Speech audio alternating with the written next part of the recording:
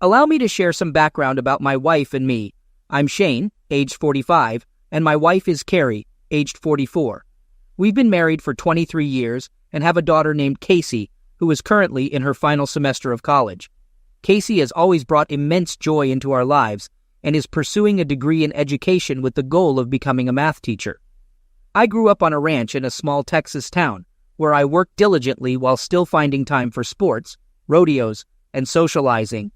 Following high school, I pursued a college education in agriculture with aspirations of becoming a high school agricultural teacher. Given my parents' limited finances, I worked part-time to help support our family. During my last semester of college, my parents decided to retire and sold the ranch, opting for a modest home in town. Tragically, they were both eliminated in a car accident on their way back from my graduation. Being their only child, I inherited the proceeds from the sale, which amounted to around $400,000, a surprising revelation since they had never disclosed the exact amount to me. The following months were exceptionally challenging as I mourned the loss of my parents, particularly given the suddenness of their passing. However, I persevered through my grief and, in August, seized an opportunity to teach agricultural science at a high school just outside Austin. I also decided to utilize my inheritance to purchase a quaint 25-acre ranch on the outskirts of town. Here, I constructed a modern log cabin, a horse barn, and a training ring for the horses I planned to acquire, along with investing in some cattle. While I wasn't actively seeking a spouse, I was open to the idea of finding someone to share my life and dreams of starting a family. Approximately a month into the school year, I met Carrie through a setup arranged by my mentor teacher. Initially, I was hesitant, but I figured it was worth a shot, given my circumstances. When Carrie answered the door, I was immediately struck by her incredible beauty. Our first date, which included dinner and drinks, went smoothly, and I felt a strong connection with Carrie. As we conversed on her balcony later that evening, I couldn't help but wonder why such an exceptional woman was still single. Carrie echoed my sentiments, complimenting my attributes and expressing her attraction. Blushing, I admitted that I had never felt this way about anyone before, and that there was something truly special about her. Well, Shane, thank you. I can relate. Most of the men I've dated were either clueless or inappropriate. I've never encountered someone I wanted to seriously commit to until tonight. I turned to her, and as our eyes met, we shared a kiss. It wasn't an overly aggressive, messy French kiss, but a gentle, tender one. We lingered in that embrace for several minutes. Then I spoke up. Look, Carrie, I'd like to see you again. We don't have to rush into anything, but I'm interested in seeing where this goes. I want to truly understand you before we... Well, you know, Shane, you're one of the sweetest men I've ever met. You were a true gentleman. Most guys would already be trying to make moves, she interjected. I chuckled and replied, I'd be lying if I said that thought hadn't crossed my mind. You're incredibly beautiful and alluring. However, I hold you in high regard. Despite our recent meeting, I'm looking to build a meaningful relationship, not just a fleeting encounter. She leaned in for another kiss before saying, Me too. Shane, you're one of a kind, and I'm eager to get to know you better. Carrie came from a modest background where college wasn't financially feasible. Opting for vocational training in administrative secretarial skills, she had been employed by a successful small business in Austin for the past few years. Over the next several months, we grew close and fell in love.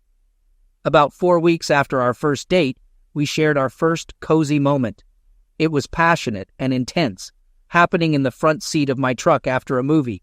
We barely made it to the truck before our desires took over. The windows fogged up, and the truck rocked as we experienced simultaneous euphoria. Carrie's fervor was undeniable, filling the cab with her cries of pleasure. We retreated to my home, spending the night entwined in each other's arms. It was a night of profound connection and passion, solidifying our love.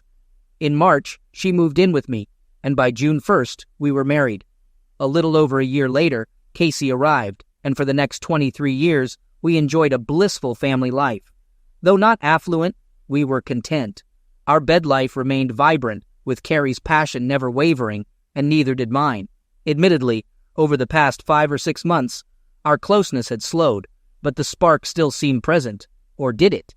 Here's the situation 23 years later. About half a year back, Carrie landed a fresh job as the executive secretary for the CEO and proprietor of BRB Enterprises.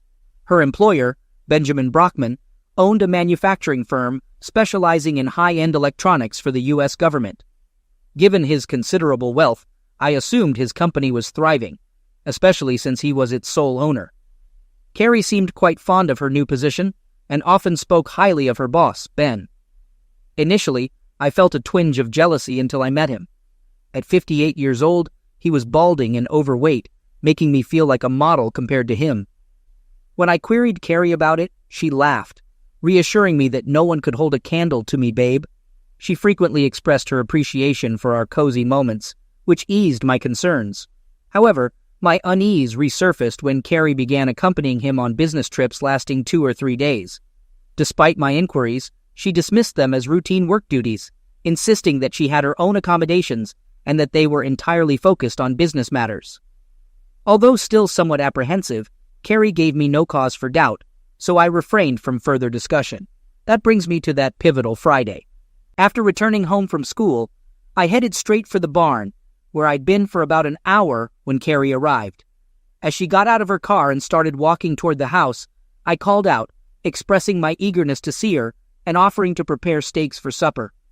Carrie, having been away on another 3-day business trip with her boss, glanced my way, but only nodded before entering the house. Inside, I grabbed a beer from the fridge and asked if she would prefer a beer or a glass of wine. She replied that a glass of wine would be lovely, still avoiding eye contact and staring at the floor. Sensing her unease, I brought her a glass of wine and placed the bottle beside her. Finally looking up at me, Carrie appeared troubled. After exchanging a kiss and hug, I inquired about what was wrong, noting her seeming distress. Carrie drained her wine glass in one gulp before pouring more, her actions betraying her inner turmoil. I reassured her, urging her to share what was on her mind, assuring her it couldn't be that bad. She responded, indicating the gravity of the situation and asking me to listen without interruption before continuing. With bated breath, I awaited her revelation, unprepared for what would come next. Shane, I need you to understand that I love you wholeheartedly. What I'm about to say isn't a reflection of you being inadequate as a husband, partner, friend, or father.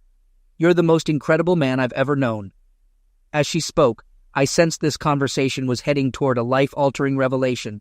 Shane, I've made the decision to file for divorce. I'll be leaving immediately. Your concerns about Ben and me are valid. We've been having an affair for the past 5 months. He's fallen deeply in love with me, and we plan to marry once our divorce is finalized. We'll divide everything equally, but you'll keep the house, ranch, and all possessions. I'll only take my clothes and personal items. Pausing briefly, she allowed her words to sink in. Go ahead, I replied, surprisingly composed, despite the seething anger and profound hurt inside me. I'll file for a divorce, citing irreconcilable differences. Let's make this process as swift, straightforward, and painless as possible, she continued, giving me an opportunity to respond. And respond I did. Carrie, do you love Ben? I respect him and find him intriguing. Perhaps I'll come to love him in time. Carrie, does Ben fulfill you physically more than I do? Is he a better lover? Were you dissatisfied with our closeness? No, Shane. He doesn't even come close. You've always been a fantastic lover, and I've always been satisfied by you, she reassured. Have I mistreated you? Are you unhappy with me? I'm struggling to comprehend why you're ending our marriage and breaking up our family. Carrie, I'm genuinely confused, I admitted. Shane, when I'm kind to Ben, he lavishes me with extravagant gifts. He loves me deeply and enjoys demonstrating his appreciation. He believes marrying him would provide a life of ease, free from work and abundant in luxury, fancy cars, global travel, designer clothes, and fine dining, she explained. So this is about money? You're trading up for a wealthy man? Well, Carrie, there's a word for what you're doing. And it starts with app, I retorted bitterly. Carrie protested tearfully, insisting that she was not a call girls. She expressed regret for causing me pain, but explained her decision to pursue the opportunity to marry a wealthy man. I responded, conveying the immense pain her actions were causing me. I expressed my disappointment, recounting the 23 years of hard work and dedication I had given to provide for her, offering everything from love and affection to my heart and soul. Apologizing for not meeting her expectations with my income, I requested some time alone, and informed her that I would be in the barn while she packed, sensing Carrie's remorse. But her focus seemed fixed on her newfound wealth. As I sat on a bale of hay in the barn, I felt an overwhelming surge of emotion. This was different. This time tears streamed down my face. I rarely cried. My father had taught me that men don't. Yet, in that moment, I felt like utter despair. What could I have done differently? Was this my fault? These thoughts pierced my heart as I wept, realizing this would be the last time Carrie would bring me to tears. Carrie entered the barn, glanced at me, and exclaimed, "Oh my God, what have I done? Shane, you never cry. Have I hurt you that much? Oh, Shane, I am so sorry." "Well, Carrie, out of nowhere you come home and drop the bombshell. You're wrecking our marriage, tearing our family apart, moving out, and filing for divorce. And for the past 5 months, you've been with another man. To top it off, you claim it's because I didn't earn enough money, yet you say you still love me. But it seems love means nothing to you anymore. Shane, I've got to go. Ben and I are flying to Paris early tomorrow. We'll be gone a few days. When I return, I'll start the divorce proceedings as soon as possible." "You seem in a hurry to throw away our 23 years together. Have you considered Casey's reaction?" "I'll call her tonight. She'll understand. Ben has promised to buy her a new Mercedes and pay off her college loans, including the ones you took out." "No thanks, Carrie. I can handle my own loans, and I doubt Casey can be bought like you have been." She gave me a strange look but remained silent. "You better go, Carrie. But know that once you leave, it's final. I won't take you back. This spells disaster, so don't come crying to me. Oh, and make sure to please your sugar daddy tonight." I sensed she pondered my words for a moment. I thought she might reconsider. But then she bid, "Goodbye, Shane. I love you and will miss you." With a soft reply, I said, "I love you too, Carrie." After sitting down and shedding more tears, I eventually gathered myself and made a decision to move forward. Addressing my 2 horses, I acknowledged that they were now the only females left in my life and expressed my confidence in their loyalty. I walked over, petted them both, and they responded with nods and nudges. Heading back to my empty house, I grabbed another beer. About an hour later, Casey called. "Dad, are you okay? I just talked to Mom. Has she lost it? What's she thinking?" "She's hooked up with a sugar daddy and believes his wealth will bring her happiness." I replied, "I guess I couldn't fulfill all her desires in life." "That's garbage, Dad. She believes that old creep and his money will complete her life. She tried to convince me he'll be a great stepdad, promising me a new car and paying off my college loans. I told her to stick that car where the sun don't shine." I had to chuckle. Thank goodness my daughter saw through it. I assured her and we chatted, lifting my spirits. She pledged her support and vowed to steer clear of the sugar daddy. After a few beers, I drifted off to sleep on the couch, but my night was troubled by several unsettling dreams, one of which took place in a mall. In the dream, I stumbled upon Carrie performing mouth lovemaking on Ben in a women's dressing room. She glanced up, laughed, and continued, despite Ben's notably short member measuring merely 2 inches. The next morning, my old college roommate Jerry called and greeted me, mentioning that we had stayed in touch over the years. He reminded me that he works for the FBI's fraud division and had served as my best man at our wedding, remaining one of my closest friends. It had been a couple of months since our last conversation. I responded to Jerry's greeting, asking how he had been. He replied that he had been pretty good and inquired about my well-being. I admitted that things weren't going so great, explaining that Carrie had left me the day before and was seeking a divorce, which was why I was reaching out. Jerry expressed urgency in needing to see me as he was in town, offering to come quickly if it was okay with me. I questioned Jerry about how he could have known about Carrie leaving me, to which he replied that he didn't actually know. However, he had some information to share that he believed would interest me. Agreeing to meet shortly, I pondered what Jerry could possibly know about my situation. It all seemed increasingly bizarre. Though thoughts of revenge hadn't crossed my mind, I had a sinking feeling they were imminent. Jerry arrived about 30 minutes later, and I offered him a cup of coffee as we settled on my back deck on that lovely morning. Jerry remarked on the peaceful and beautiful surroundings before expressing his regret about the end of my marriage. Though I shared everything with him, He didn't seem surprised. "Jerry, it seems like you already knew about Carrie and Ben," I remarked. "Shane, what I'm about to tell you stays between us," Jerry cautioned. "I shouldn't be telling you this, but as your friend, I feel obligated. We never had this conversation and you can't share it with anyone." "Of course, Jerry. This sounds more serious than just a marital issue," I replied. "It is, Shane. It's also official business on my part. I'm involved in an operation concerning Benjamin Brockman. We suspect he's been committing fraud with government contracts, potentially defrauding the U.S. government of millions. If proven, he's in serious trouble. We've been undercover, gathering evidence for several months. Another couple of months, and I think we'll have all the evidence we need to bring him to justice." "Wow, Jerry, this is fantastic. I despise that idiot. I'd do anything to see him brought down. It would serve Carrie right. And how could she be so foolish?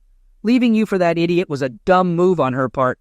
Plus, since Carrie is his executive secretary, she's become a person of interest in this investigation." "Holy crap. Jerry, is Carrie implicated in this fraud?" "We don't believe so. We haven't found any evidence indicating she's aware of his crimes. However, she'll become entangled eventually. When everything unravels, she'll be in for a rude awakening. She believes she's gaining a wealthy new husband and will live happily ever after. During our surveillance, we uncovered Carrie's affair with Ben. I was waiting until I had solid proof. Then I planned to inform you, Shane. I suppose her lust for wealth led her to betray you."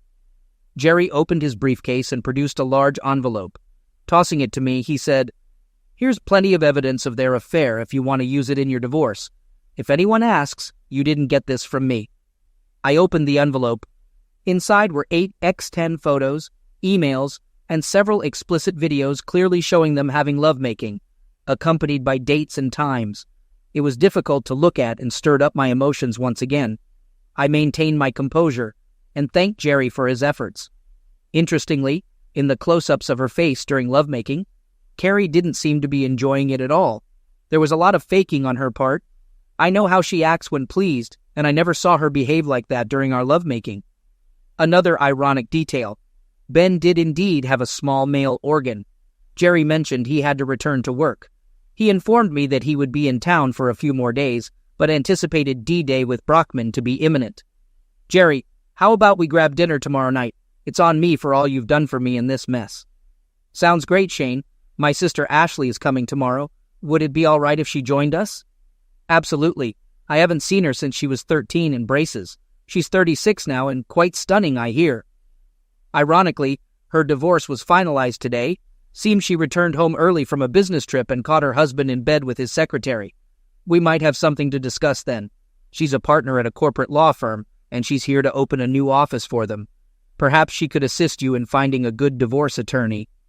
I'll definitely ask her about that. See you tomorrow. I met Jerry and Ashley at a local Mexican restaurant the following evening. Jerry's sister was indeed stunning, as he had described. She greeted me warmly with a hug and a kiss on the cheek. I teased her about her transformation from the little 13-year-old with braces and pigtails, to which she giggled and responded that she had grown up and become a woman. Reflecting on the past, I acknowledged teasing her about her braces and admitted that she had turned out to be one of the most beautiful women I had ever met. During dinner, Ashley and I discussed my situation, as Jerry had briefed her on the details. We agreed to keep it confidential due to the ongoing investigation. Jerry mentioned I could release the photos and videos, claiming they were obtained by a private investigator. I informed them of Carrie's plan to file for divorce upon her return from Paris, citing irreconcilable differences. "Crap," Ashley interjected. "You need to take the offensive. I know an excellent family lawyer who specializes in infidelity divorces. She took my ex-husband to the cleaners. I have her card in my hotel room. We can grab it later and get started on Monday so you can serve Carrie when she returns from Paris." Things were moving quickly, but I was impressed with Ashley's assertiveness and wondered if she'd be interested in going out with me. Towards the end of dinner, Jerry received a call and had to leave. He offered to cover the bill, but I insisted it was my treat. Ashley and I finished our margaritas and prepared to leave. She suggested going dancing since the night was still young. I agreed that there was a place nearby. We spent the next 2 hours dancing, drinking beer, and thoroughly enjoying each other's company. To say we hit it off would be an understatement. We seemed incredibly compatible. I felt relaxed and content in her arms. Afterward, we returned to the restaurant to retrieve her car. She asked me to follow her to her hotel so she could give me the lawyer's card. Once in her room, she handed me the card and instructed me to call her friend's cell phone the next day, suggesting a meeting on Monday. She assured me that she would also inform her friend in advance, expressing confidence that her friend would be accommodating since they were close. Expressing gratitude, I asked how I could ever repay her. She responded by throwing her arms around me and kissing me passionately. We both engaged in the kiss and then moved to the bed, where we continued to passionately make out for a few minutes until we both needed to come up for air. During the pause, I expressed my desire to kiss her since I first saw her, to which she reciprocated, complimenting me on my looks and handsomeness. We continued kissing passionately, and our hands began to explore each other. She touched me through my jeans, and I felt incredibly aroused. As my hand slipped under her blouse, I suggested that we should take it slow, expressing concern about taking advantage of her in her vulnerable state after her recent divorce. She responded, asserting her independence as a grown woman and stating that she knew what she wanted. She admitted being deeply attracted to me and hoped that I felt the same, implying that she might be the one taking advantage of me. She recounted her initial reaction to discovering her husband's affair, admitting that she initially blamed herself and questioned if she was lacking in some way. However, she eventually came to the realization that it wasn't her fault, recognizing her own attributes of youth, attractiveness, and confidence. She expressed hope that I didn't blame myself for Carrie leaving, as she initially did in her own situation. She shared her thoughts from the previous night, where she had wondered if she had caused everything, questioning if she was a bad husband who couldn't fulfill all of his wife's needs. However, after spending time with me that night, she concluded that it wasn't her fault. He mentioned that he had been a good father, husband, and lover, providing everything he could. They kissed some more, but mostly just cuddled on the bed, finding comfort in each other's presence. The next morning, they woke up in each other's arms. He invited her to lunch at his house and suggested they go horseback riding, which she enjoyed. Later, they ended up on the couch, where things heated up again, but it remained only a heavy makeout session. He mentioned that they decided to continue seeing each other and see where it leads. He took Monday off and met with Julia, the attorney recommended by Ashley. He recounted his story and presented all the evidence he had. Julia appeared disgusted with his wife's behavior and attitude, which didn't surprise him given her 30 years of experience as a lawyer. She proposed filing for divorce based on infidelity and abandonment, seeking ownership of the house, ranch, and assets. They had $10,000 in savings, which they would split. I would retain all the money in our checking account. Ashley was already paying her car payment, and her credit card was in her name, so she would keep them in her name. I covered her car and health insurance. Julia advised me to cancel both as soon as possible. Any credit cards in both our names would be canceled. Julia pretty much covered all my bases. She said we would only use the explicit photos and videos if necessary. Julia wanted to know when Carrie would be back from Paris. I told her it was supposed to be Thursday morning. I provided Julia with the address Carrie had left me in case of any mail forwarding. Julia said she would serve her Thursday morning. She may not like the infidelity part, but I think she will agree to everything else. She seems satisfied with her new financial situation and eager for a quick divorce, so she can marry Mr. Brockman. Julia proposed informing Carrie that she would modify the infidelity section of the divorce papers if she signed them as they were. I responded affirmatively, expressing the desire for Carrie to acknowledge her infidelity. Around 10:30 a.m. on Thursday morning, my cell phone rang, and since I didn't have a class, I answered it. It was Carrie, sounding upset, questioning why she had received divorce papers, as we had agreed that I would file for divorce. I explained to Carrie that I hadn't agreed to anything and that I was simply trying to expedite meeting her wishes. She questioned the content of the divorce papers, particularly the mention of infidelity and abandonment, which I suggested changing to irreconcilable differences. Carrie reiterated that she hadn't agreed to anything and proposed that I accept the settlement, indicating that I would soon be a wealthy man's wife. She offered to modify the infidelity and abandonment grounds to irreconcilable differences if I signed the settlement as it was. I informed Julia that Carrie wanted the revised copy, which she would have Ben's lawyer review. If he approved, Carrie would sign. After briefing Julia on my conversation with Carrie, Julia had the updated papers ready to send over, as she had anticipated. Julia mentioned that she knew Ben's lawyer, describing him as a corporate attorney with no experience in divorce, predicting that he would likely advise Carrie to sign without much consideration. True to Julia's prediction, Carrie signed the papers, and they were returned to Julia's office by Friday afternoon. I stopped by and signed them on my way home from work. The divorce would be finalized in 60 days. I called Ashley, and we arranged to meet for dinner near her new office. We had a pleasant dinner and talked for about 2 hours. Ashley sensed that I needed to discuss everything, and indeed I did. We decided to refrain from any cozy activities that night and save them for Saturday night instead. Later that night, Carrie called and expressed concern about my well-being. She informed me that she no longer had the right to use terms of endearment with me. I was firm in stating that I would survive despite the pain she had caused me, emphasizing that she had hurt me deeply. However, I also conveyed that it didn't matter anymore as she had achieved what she wanted, and unfortunately, I was no longer what she desired. Carrie expressed remorse, saying she didn't mean to hurt me and that she still loved me very much. I responded dismissively, informing her that in the settlement, I would be canceling her car and health insurance, waiting until next Friday for her to arrange coverage. She thanked me and assured me that Ben would take care of everything. I clarified that I wasn't worried, I was just letting her know. As our conversation neared its end, Carrie bid goodbye, expressing hope that I wouldn't think she's a terrible person for her actions. She stated that she had to do what she had to do and reiterated her love for me. At this point, I began to feel emotional. I was sure Carrie could sense my final words, expressing my farewell and wishing her a nice life with her new man. I ended the call before she could say anything else. It was time to embark on my own new life, and I had intentions for Ashley to play a significant role in it. Ashley arrived at my house on Saturday night at 6 o'clock. She looked stunning and alluring. Let me paint you a picture. She stands at about 5 feet 9 inches, with long blonde hair, shapely legs, and the most perfect curves I've ever seen. She looked like a goddess incarnate. Her full, shapely lips begged to be kissed. She wore a cute little red dress that accentuated her figure, revealing some cleavage. My excitement was already evident, straining against my jeans. We enjoyed a lovely dinner on my deck overlooking the ranch, accompanied by plenty of wine. We dined, drank, flirted, and conversed for about 2 hours.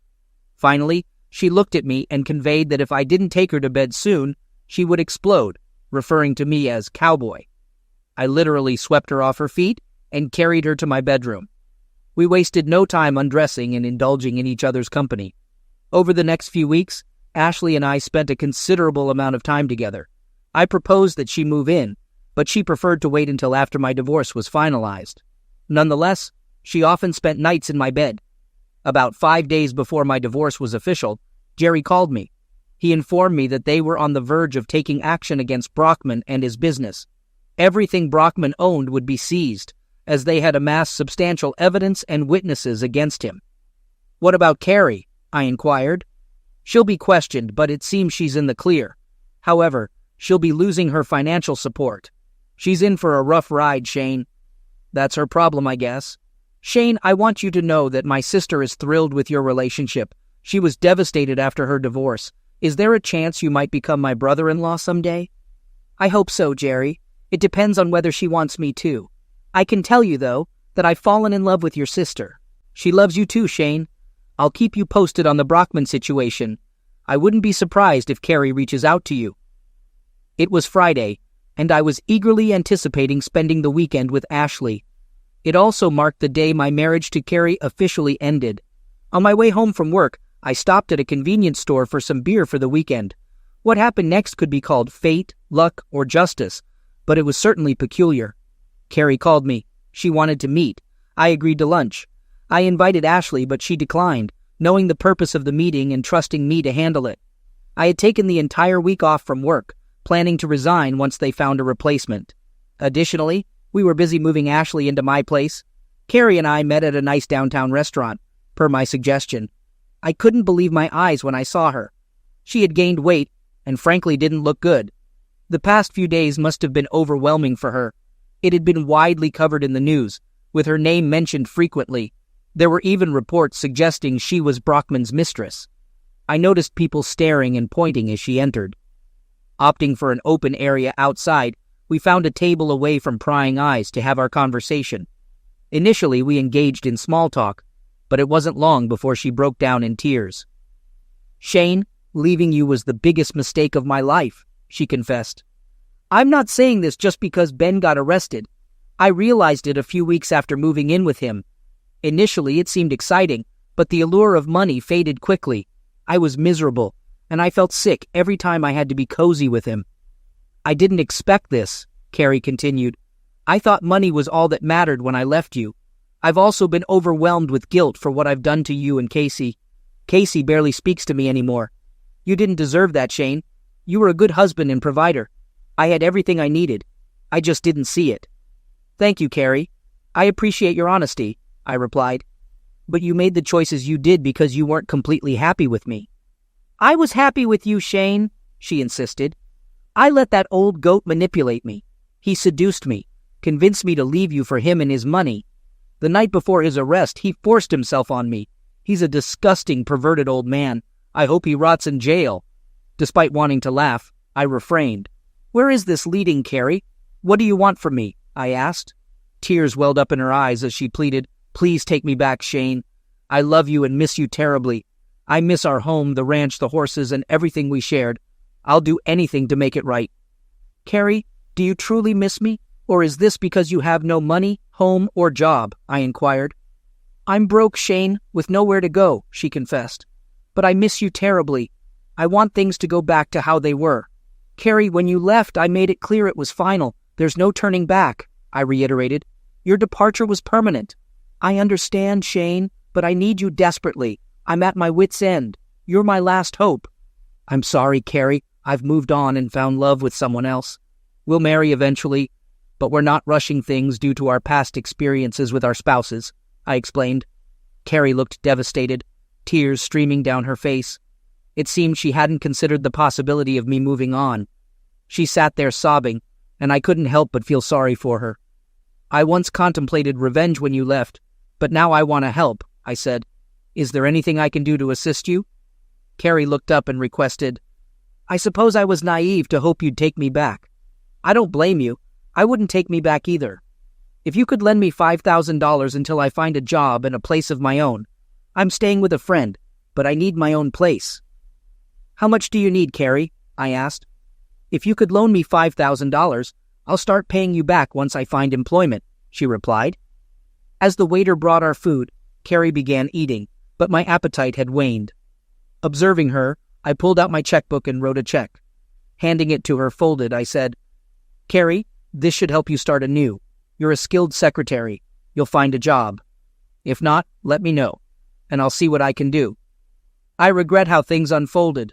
My dream was to grow old with you, holding hands as Casey said her wedding vows, watching our grandkids take their first horseback ride, and being buried beside you on a ranch. It seems fate had other plans." With that, I rose from the table and left the restaurant. Placing a $100 bill to cover the bill and tip, I stole a glance back as she opened the check. Her expression shifted to disbelief as she looked up, finding me already gone. I had left her a check with a pointed message. Smirking, I departed. She observed from the deck as I drove away. Afterward, Ashley moved in, and we tied the knot the following spring. Jerry served as my best man, and Casey assumed the role of maid of honor, having become close friends. The wedding occurred in Vegas at Caesar's Palace, with a select group of friends and family in attendance. The reception was held in our honeymoon suite, creating a memorable affair for everyone.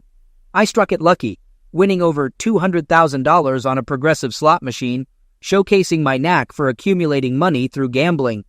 Carrie wasn't part of the festivities, but she got wind of the news through the local paper. Eventually, she found a job and a place to live, though she never reimbursed the loan, which I didn't anticipate. Rumor has it she's now dating a high school English teacher, and I hope it brings her happiness. Meanwhile, Ben Brockman faced trial and was convicted of federal crimes. All his assets were seized to repay the government, and he'll be spending a considerable time behind bars. Perhaps he'll find companionship more suited to his taste there.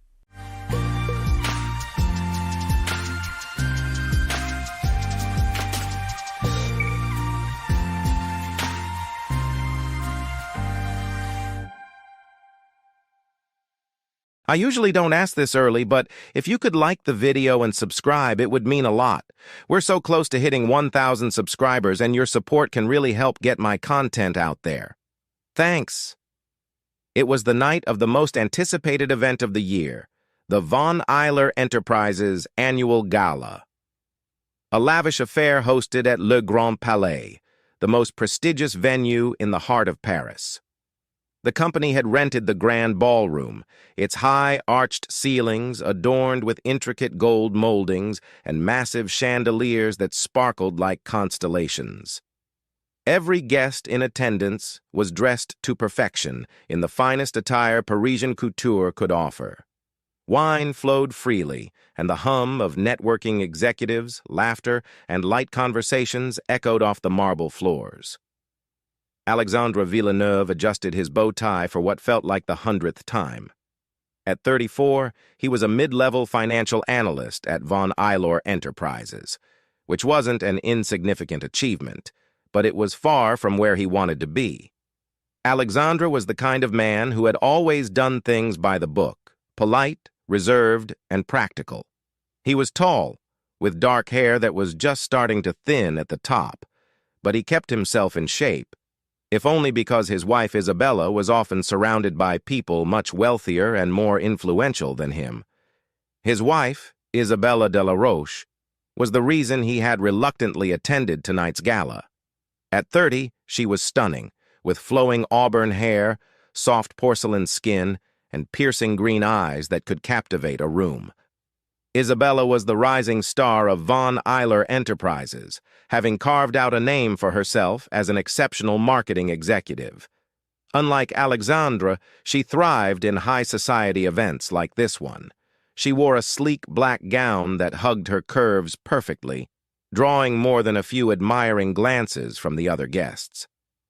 But tonight, Alexandre noticed something else in her demeanor, a certain restlessness that unsettled him. Their marriage, once filled with excitement, had become strained in recent years. Between her long hours at work, the constant traveling, and the social obligations that came with her career, they had drifted apart. Isabella had started coming home late more often, explaining it away as business dinners or late meetings. Alexandre wanted to believe her, though a nagging feeling in the back of his mind told him that something wasn't right. As they moved through the glittering crowd, making polite conversation with colleagues and clients, Alexandre found himself growing increasingly anxious. He was out of place here, amidst the titans of industry. This was Isabella's world, a world of money, power, and influence.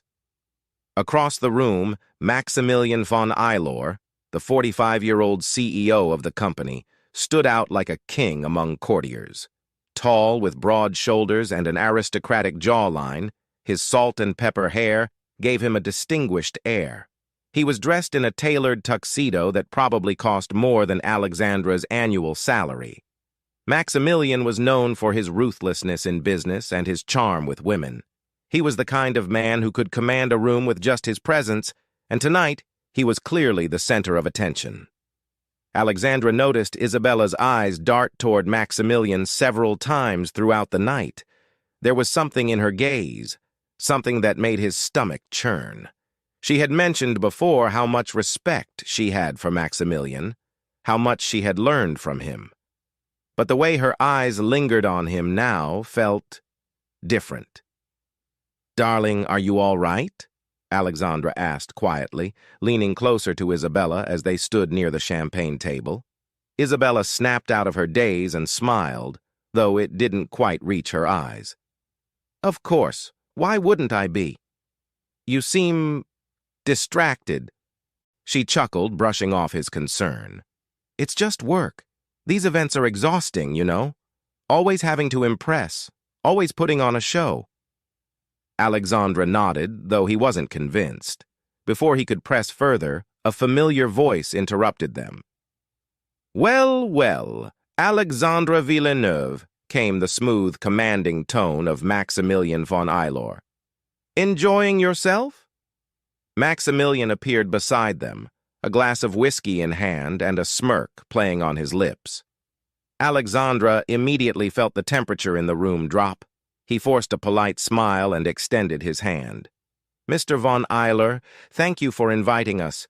The event is spectacular." Maximilian ignored the handshake, his eyes fixed on Isabella.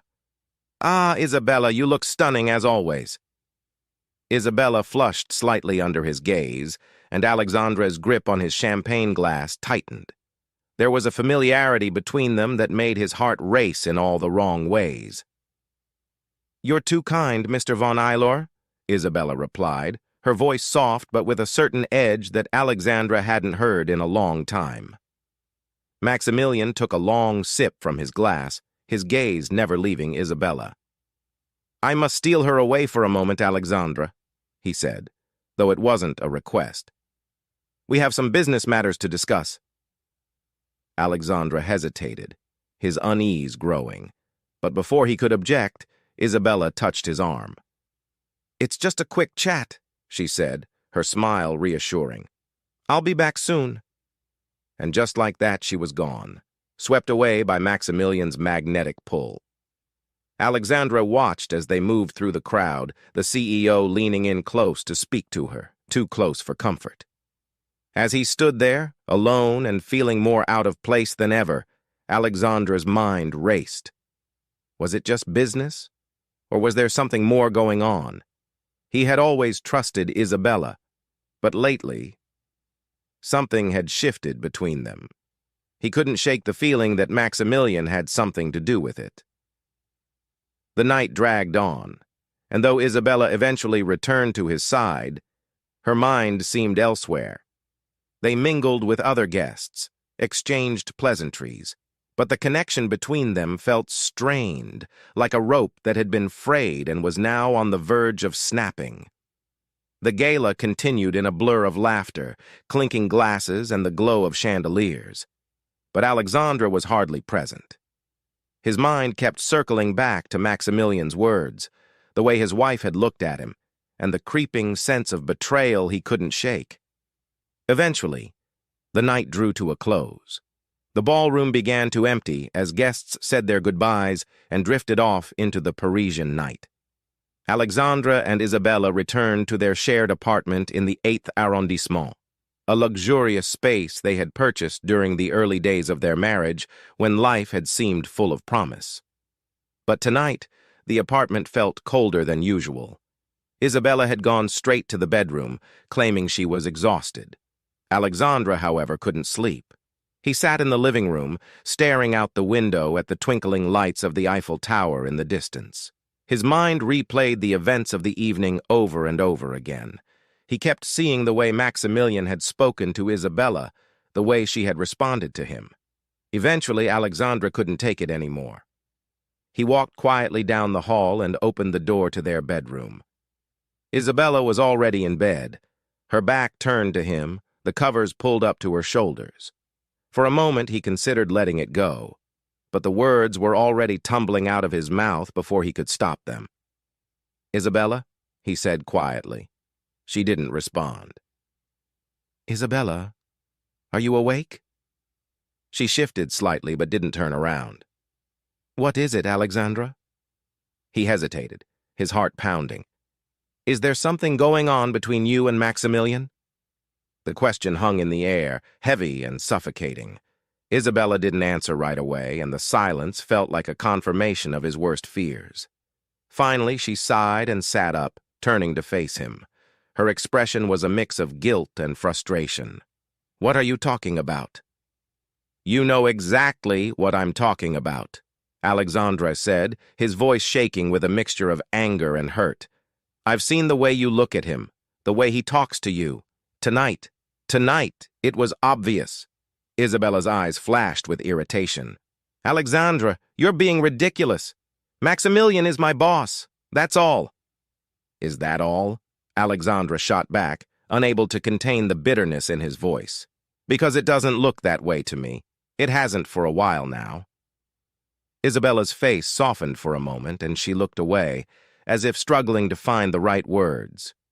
You're overthinking this.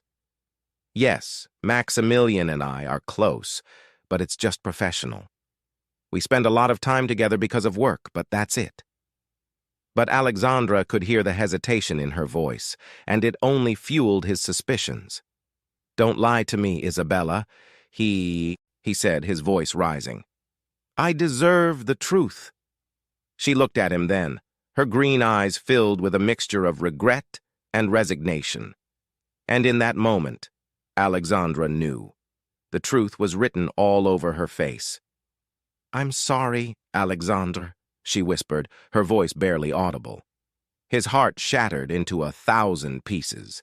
He had suspected it, but hearing the confirmation was like a punch to the gut. How long?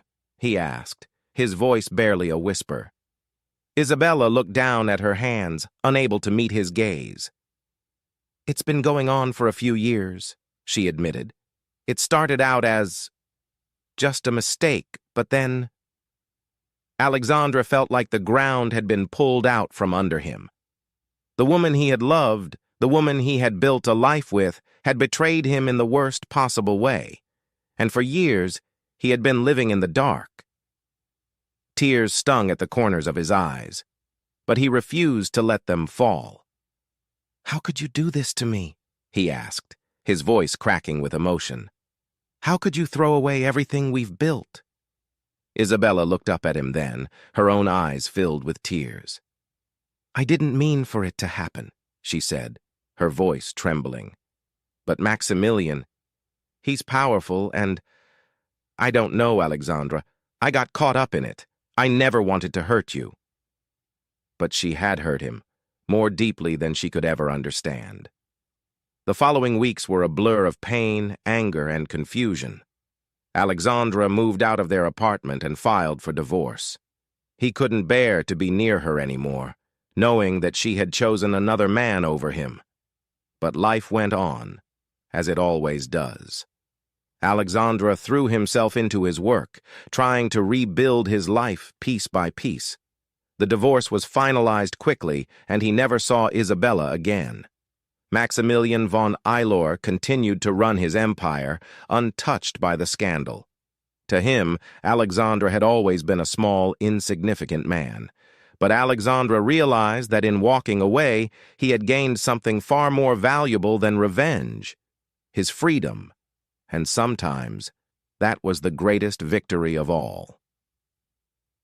Thank you for reading this story.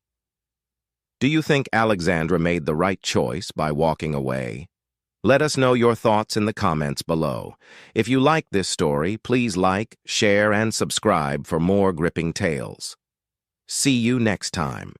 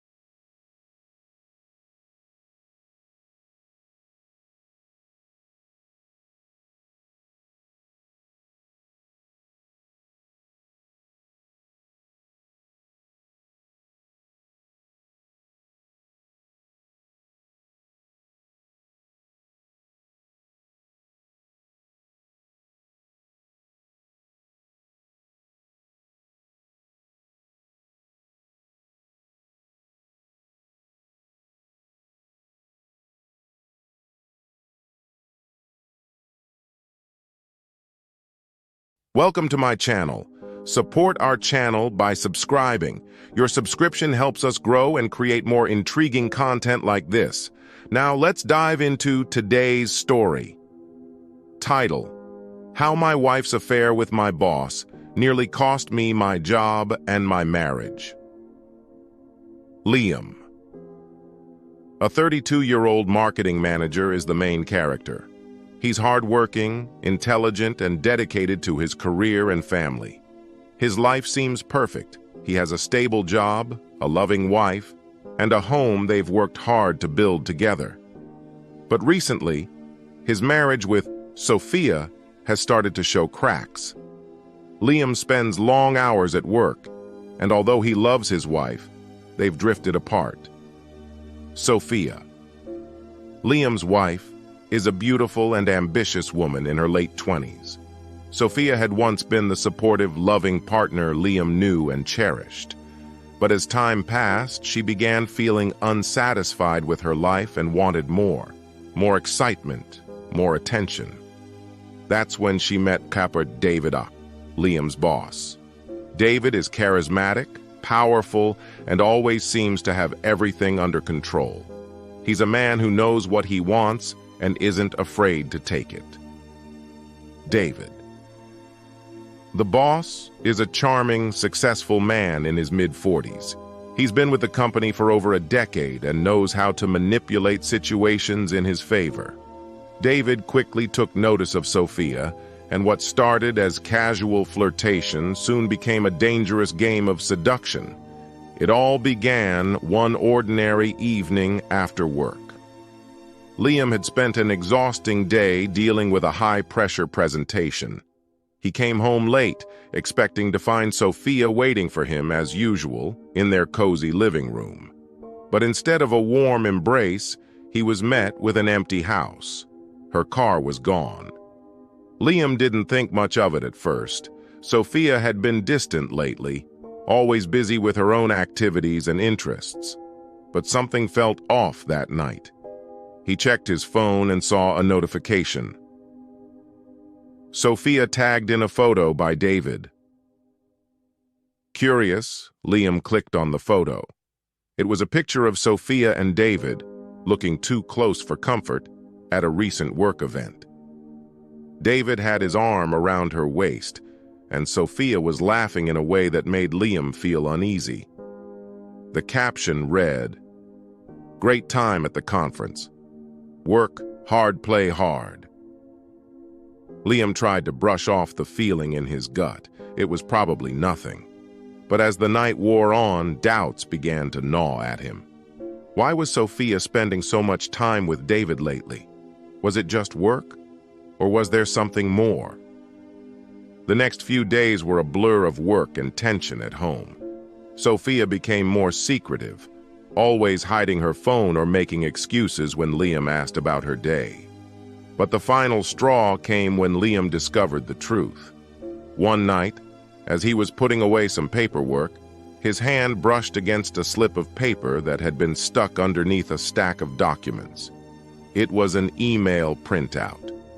The subject line: "Last night was perfect." Liam's heart raced as he skimmed through the message. The email was from David to Sophia, and it wasn't business-related. In fact, it was far from it. It was an invitation for another secret meeting, filled with seductive language and promises of more fun in the future. Liam's world came crashing down. He was shaking, unable to comprehend what he was reading. His wife, the woman he had loved for years, was having an affair with his boss. His entire life, the trust he had built with her, was all a lie. Liam couldn't hold it in anymore. He called Sophia at work, demanding to meet her after hours. The anger and betrayal in his voice were undeniable. When they met, Sophia immediately knew something was wrong. "Liam, what's going on? You sound upset," she said, but Liam didn't give her a chance to explain. He pulled out the email printout and shoved it in front of her face. "I know about you and David," Liam said through gritted teeth. "How long has this been going on, Sophia?" Sophia's face turned white as she backed away. Her lips trembled, but she couldn't deny it. She had been caught. "Please, Liam, let me explain," she began, her voice trembling. "It was a mistake. It wasn't supposed to happen. David, he made me feel special, wanted. You've been so distant lately, and I didn't know how to handle it." Liam could barely contain his fury. "So you thought sleeping with my boss was the solution? Did you even think about me, about us?" Sophia was silent. She knew she had crossed a line she could never uncross. But her guilt was no match for the rage building inside Liam. "How could you?" he repeated, his voice shaking. "I thought I could trust you. And David, he's my boss, Sophia. My career is on the line, and you put all of that in jeopardy." Sophia's eyes filled with tears, but Liam could barely look at her. He was no longer sure who she was. The woman he had married seemed like a stranger now.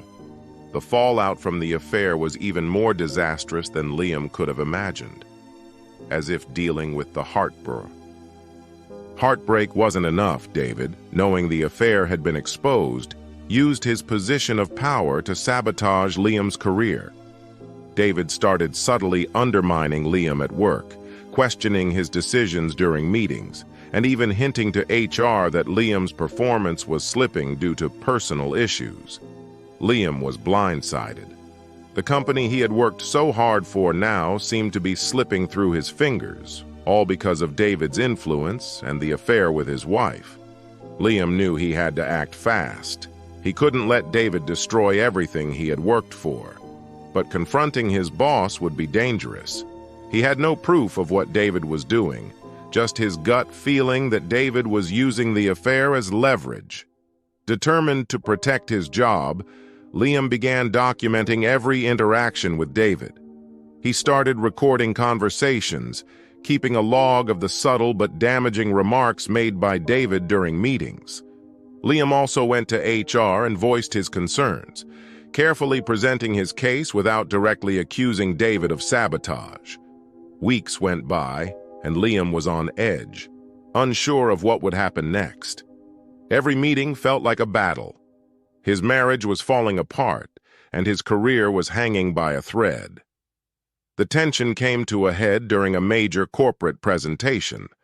David, as usual, was in charge, but Liam had worked hard on his part of the presentation, determined to prove himself. Just as they were about to begin, David made a pointed remark about Liam's presentation slides, publicly questioning his ability to perform under pressure. Liam had had enough. He stood up, facing David in front of the whole room, his voice steady but full of conviction. "David, I know what you're doing, and I won't let you ruin my career.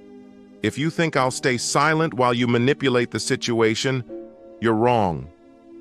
The room went silent. David's face darkened, and for a moment, it seemed like a confrontation was imminent. But instead of backing down, Liam pushed forward. He pulled out his phone and played a recording of a private conversation between David and HR, where David had subtly implied that Liam's performance had been negatively affected by personal issues, despite Liam's excellent track record. David's face turned crimson as the evidence became clear. HR immediately took action, and within days, David was removed from his position. It wasn't just Liam's job that was saved, it was his dignity. He had stood up for himself and fought back. As for Sophia, their marriage was left in ruins. After David's downfall, she tried to reach out, asking for forgiveness. But Liam knew that the betrayal was too much to overcome. "I don't know who you are anymore," Liam told her quietly. "You chose this life over everything we built together. I can't live with that." Sophia, devastated by the loss of both her husband and her career, moved out and started over. Liam, though heartbroken, felt a sense of closure. It was a painful process, but he had learned that sometimes you have to fight for yourself, not just for your career, but for your own peace of mind. Liam's life gradually returned to a sense of normalcy. He focused on his career, rebuilding his reputation, and eventually found love again with someone who truly appreciated him. His journey was a painful one, but it taught him that, even in the darkest moments, you have the power to rise above. Thank you so much for watching today's story. Betrayal is never easy to deal with, especially when it affects both your heart and your career. Have you ever experienced something like this? How did you handle it? We'd love to hear your thoughts in the comments below. And don't forget to like, share, and subscribe for more amazing stories. Thanks again for watching, and remember, sometimes the hardest battles are the ones that shape us the most.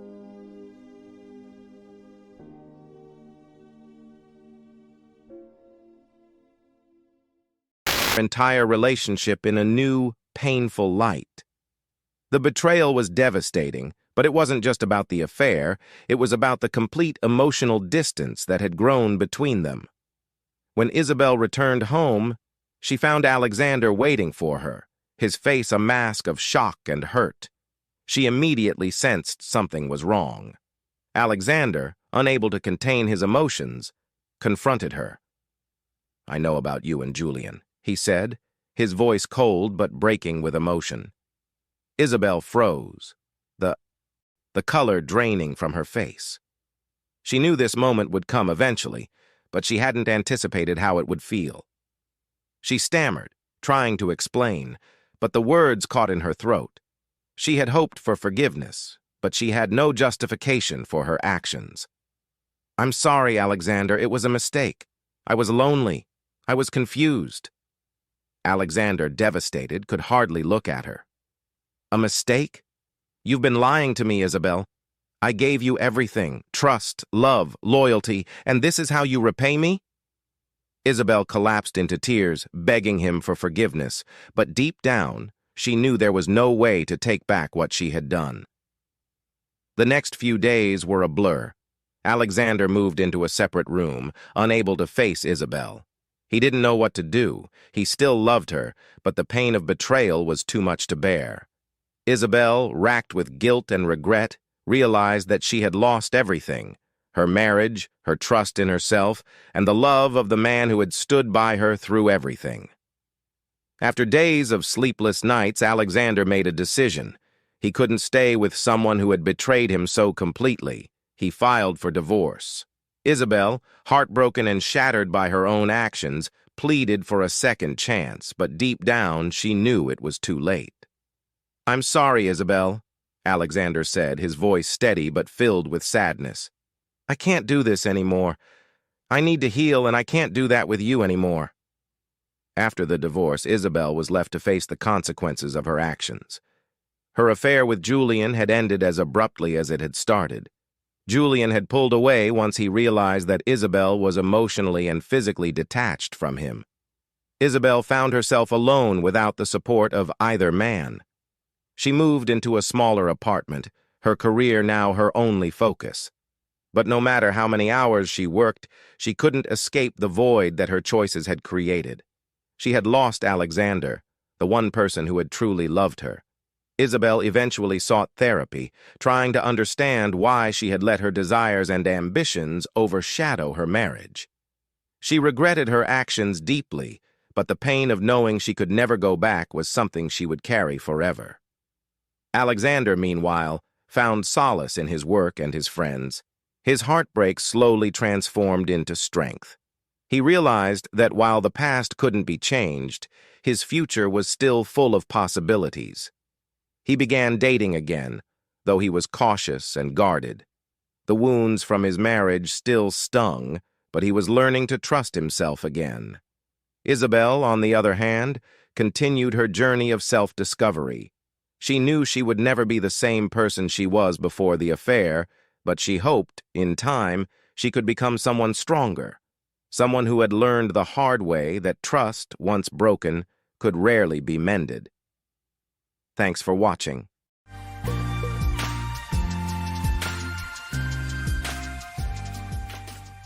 I remember the day I first met Heather. It was a cool autumn afternoon, and we were both attending a charity event hosted by Doug. I had been invited due to my work in investments, but Heather immediately caught my eye. Her laughter filled the room, drawing me toward her like a magnet. We spent the whole evening talking, sharing stories, and connecting in ways I hadn't anticipated. From that moment, I knew there was something special between us, something worth holding on to. As time went by, Heather and I became inseparable. Our relationship flourished, and after 4 years together, I felt incredibly lucky. She wasn't just my partner, she was my confidant, my best friend. We had our ups and downs like any couple, but the good times always outweighed the bad. So when Doug invited us to his New Year's Eve party at his mansion, I was thrilled. It was the perfect chance to celebrate not only the holiday, but also the life we had built together. I rang the doorbell and stepped back, waiting for Doug to answer. While we waited, I pulled Heather in for a quick hug, kissing her softly. The love I felt for her was beyond words. These past 4 years had been the happiest of my life, and tonight we were going to celebrate in style, surrounded by friends at Doug's grand New Year's party. I was eager to see Doug, but I was even more excited to spend the evening and night with my wife as we welcomed the new year. Just as I was about to ring the bell again, Doug opened the door with a grin and loudly invited us in. From the number of cars outside, I could tell it was going to be a big party, but I was still surprised by how many people were packed into his house. Doug hugged Heather tightly and kissed her cheek before pulling her inside. He then turned to me, shook my hand, and stepped aside so I could enter. A maid took our coats, disappearing with them. Doug walked between us and said, "God, I'm glad to see you two. I hate it when my parties get this big, but I feel like I have to invite everyone. Most of them are business contacts, but a few good friends like you are the ones I really want here." "Clarissa is around somewhere, probably avoiding the usual handsy crowd," he added with a chuckle. As the night went on, Heather and I danced, ate, and drank more than we probably should have. We weren't worried because we knew we had a bed upstairs. We were among the few invited to stay the night, so we didn't have to worry about driving, getting a cab, or designating a sober driver. I'm doing pretty well in the investment business, I thought to myself. In fact, I'm one of the top brokers in my office and rank high in the company. Because of this, I recognized quite a few people at the party. A lot of them, to be blunt, were available women or worse. Doug and I agreed on that.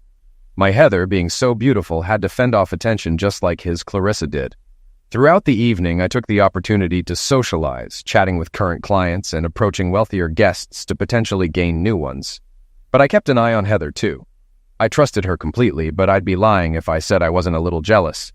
I watched her closely and sometimes had to step in when a man got too familiar. Whenever I'd rescue her at parties, Heather would smile and kiss me gently, often whispering, "Thank you," or "Thanks for saving me, honey." Tonight was no different. Several times, I saw her trying to slip away from someone who was a bit too close. Each time I got a smile, a touch, or a kiss, followed by her soft, "Thank you." We'd chat for a bit, maybe share a quick dance or drink, and then go our separate ways again. As the night went on, many guests left, leaving only those staying to ring in the new year with our host. That's when I noticed one man in particular. He seemed to be shadowing Heather, almost stalking her. He never strayed far and kept watching her. I recognized the look. He was completely taken with her, seizing every chance to stay close. At first, Heather ignored him or moved away, but as the night went on, she stayed with him longer, even smiling or laughing at what he said. Sometimes she lightly touched his arm. This wasn't like my Heather.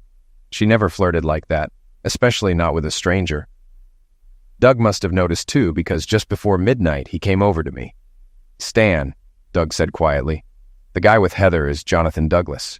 He's bad news, a real player. I didn't invite him, but one of the women brought him as her date. I haven't seen them together since you and Heather arrived." Doug stood next to me, carefully scanning the room. A curious look crossed his face as he continued. "Actually, I think his girlfriend already left. Now that I think about it, earlier in the evening she watched him follow Heather for a bit. Then they had a pretty heated conversation. I haven't seen her since." "Stan, he's a problem," Doug warned. "Problem with a capital P. He's married, but they're separated more often than not. He goes after married women or anyone with something he wants. He's drawn to married ladies and wealthy single women, even though he's worth millions himself. You need to watch him. He could charm a nun into bed and make her think it was her idea. For the third time that night, I went over to pull Heather away from Jonathan. He gave me the same smug look as before. But this time, Heather didn't thank me. Instead, she looked frustrated and said, "Stan, what's up with you tonight? You saw I was enjoying my conversation with Jonathan. Why did you feel the need to interrupt? He's not like the usual creeps you've saved me from. He's actually interesting and has hilarious stories. He's running for mayor and was telling me about the people he deals with on his campaign. When he found out I work in public information and advertising, he asked for advice on how to get his message to voters. I think he might offer me a job." I couldn't believe what I was hearing. "Honey, I don't care," I said firmly. "I don't trust that guy, and I don't like him around you. Doug says he's bad news and a real womanizer. I've heard things about him too, and I want you to stay safe. The job he's hinting at will probably have you working non-stop." Heather glared at me for a moment, her anger flashing. I worried I'd messed everything up, but then she smiled and leaned in to kiss me, saying, "Oh, this is cute. You're jealous, but don't worry, honey. You're all mine." As we parted to mingle, something stuck with me.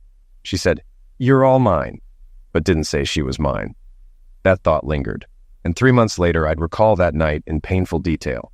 The last 2 months had been rocky at home. Soon after the party, Heather started coming home late from meetings or visits with her parents. When I asked her about it, she'd get angry and defensive, claiming she lost track of time or had to finish something before leaving. She also began volunteering for the local Republican Party after work, which ate up more of her time. Heather is a department leader, and her skills are almost legendary. She became a volunteer office manager for the local campaign, cleaning up chaos and gaining popularity. Like many clueless husbands, I noticed our Zek's life deteriorating as she spent more time away. I faced more rejections, and when we did have Zex, it was lackluster. She now treated it like an obligation, no longer the passionate, extended lovemaking we once had. She always had an excuse: too tired, too late, or not enough time. The truth was, she used to engage willingly, even enthusiastically, but now it felt like a chore. One day, I confided in Doug about the issues in my marriage. He gave me a worried look and said, "Stan, I'm beginning to think I might have played a role in your problems. I've been hearing rumors that Jonathan is involved with another married woman. Word is he met her at a New Year's party, and we both know where he was and who he spent that night with. She's also volunteering for his mayoral campaign." I felt lightheaded, my breath leaving me. Doug looked at me and asked, "Stan, what's wrong? You look like you've seen a ghost."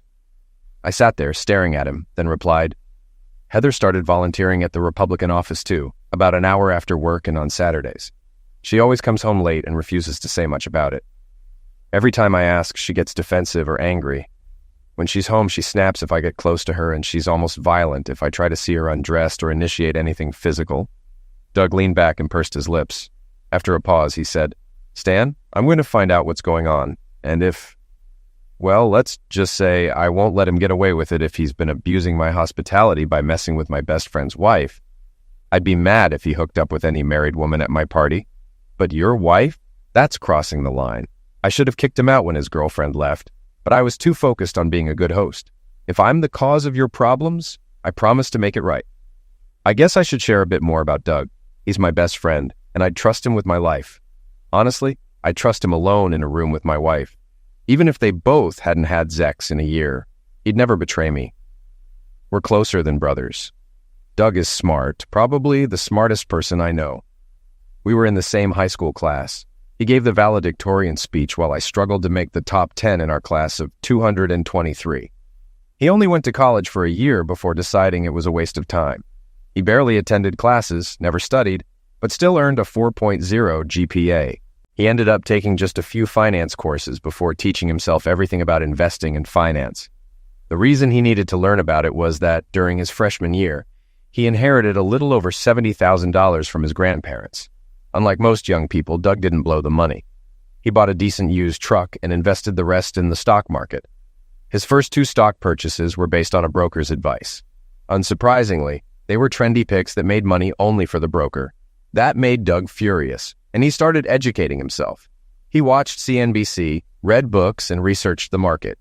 Eventually, he opened a discount brokerage account online, transferred all his funds, and started trading on his own. From his first solo trade, Doug made more money than he ever did with the so-called experts. It didn't hurt that he started in the late 80s during the tech boom and dot-com craze. He got in and out of several lucrative stocks. No, he didn't profit from every trade, but he grew his wealth exponentially.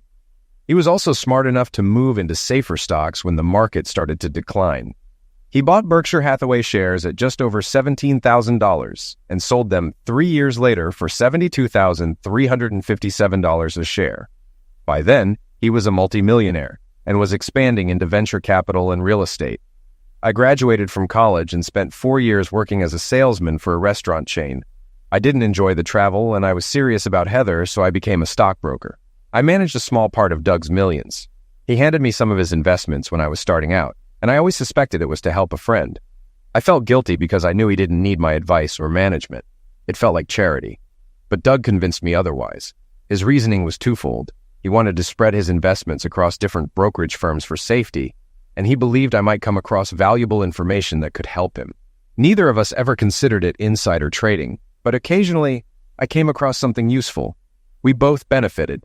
Doug also referred many of his friends and acquaintances to me if they needed full-service brokerage, so I earned commissions from those trades. Doug didn't work for anyone else. He worked 8 to 10 hours a day for himself, researching stocks and managing his investments. He lived well and tried to bring Heather and me into his social circle. We attended countless charity events with him, often at his expense. Occasionally, I'd cover the costs since I had an expense account as a broker. Doug and I also went to political meetings and socialized with influential people. We never missed a Friday night party at Doug's house. After Doug and I talked, we had plans to attend a $500 a plate political rally with him and his girlfriend. As usual, Doug treated Heather and me. For some reason, Heather was more reluctant than usual to go with us this time.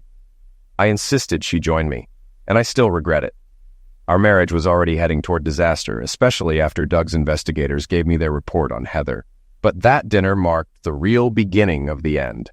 When we arrived, I realized we were at a reception where the state Senate candidate was speaking in support of other state and local politicians. The ticket money went to the state Republican Party, though part of it would also support local candidates. What I hadn't realized was that the guest of honor was a mayoral candidate for our city. Of course, it was Jonathan, the a-hole. As we entered, I saw Jonathan standing at the front, smiling and chatting with local dignitaries. I felt Heather pull away slightly and turned to see what was bothering her. She was staring at Jonathan, her face glowing like a woman in love. In that moment, I feared I'd lost my wife. I asked, "What's wrong?" Heather snapped out of it and gave me a faint smile. "Sorry, dear. I just didn't realize who this dinner was for." She looked so guilty that I doubted her, but I didn't say anything. She had to have known Jonathan would be there since she was working part-time at the campaign office. Now it made sense why she was so hesitant to come. I glanced over at Doug and saw he had noticed our exchange. He turned to glare at Jonathan before putting on a smile and guiding Heather to a chair. He pulled it out for her, then sat Clarissa down next to him on his left. As I walked by, Doug called out to me, "Sorry, Stan, I didn't realize he was part of the group benefiting from our generosity. When he invited you, I saw her reaction.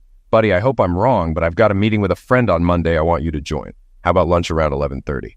After finishing her meal, Heather excused herself to go to the restroom. I noticed that as she stood up, Jonathan also got up and left through a different door. I hesitated for a moment, thinking about following him, but Doug placed his hand on my shoulder and said, "No, Stan, it's already being handled. And if it's true, it's too late anyway. Just wait until Monday. Please." Later that evening, I lost track of Heather again and went searching for her. When I came back from the bathroom, I snuck onto the stage and hid behind the curtain. I could hear soft moans and hushed voices. One of them was unmistakably Heather's.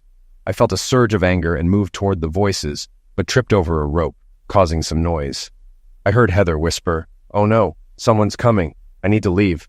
Honey, it won't help if we get caught. I'll see you at the office. I love you."